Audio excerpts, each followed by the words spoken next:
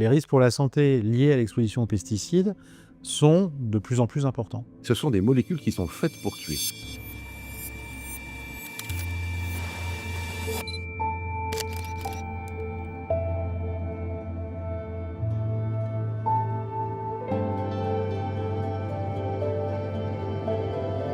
C'est un terme générique qui regroupe les produits dits phytopharmaceutiques utilisés en agriculture, mais aussi les biocides, mais aussi des produits à usage médecine vétérinaire. Ce sont des molécules qui sont faites pour tuer. Et non seulement elles sont faites pour tuer, mais elles sont faites pour tuer durablement.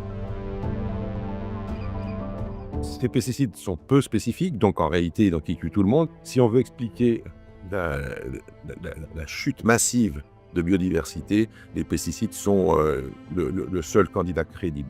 L'exemple typique, c'est les néonicotinoïdes. C'est des molécules qui sont tellement actives qu'elles agissent au nanogramme. Un nanogramme de néonique, ça tue un insecte. En ce qui concerne les pesticides et la santé humaine, il y a beaucoup de données qui sont malheureusement convaincantes sur des liens forts entre certaines pathologies majeures et l'exposition aux pesticides, notamment chez les populations agricoles. Chez les adultes, un certain nombre de pathologies cancéreuses, myélomes multiples, pathologies respiratoires de type bronchite chronique ou même une pathologie irréversible qu'on appelle la BPCO. Et puis chez les enfants, il y a aussi des pathologies qui sont mises en évidence du fait d'exposition in utero. Ce sont à la fois des pathologies cancéreuses, donc des tumeurs du système nerveux central, puis des pathologies plus neurodéveloppementales, notamment avec des pesticides qui sont toujours très utilisés de nos jours, les pyréthrinoïdes.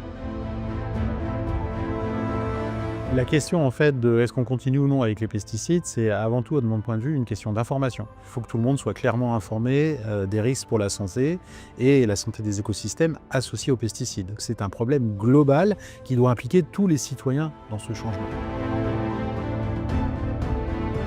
Si on veut se passer de pesticides, il va falloir remettre de la diversité dans les champs. Cultiver de façon plus raisonnable une diversité d'espèces. Il y a évidemment des agriculteurs qui travaillent sans pesticides et qui sont capables de produire des aliments qui peut-être sont plus chers, mais qui en tout cas n'utilisent pas de pesticides. Une solution serait d'inciter en tous les cas à ce qu'il y ait plus d'agriculture biologique pour diminuer les dangers, les expositions et donc les risques pour la santé. On a une transition agricole à faire si on veut arriver à sortir des pesticides. Et alors cette transition actuellement, elle est incarnée par l'agriculture biologique.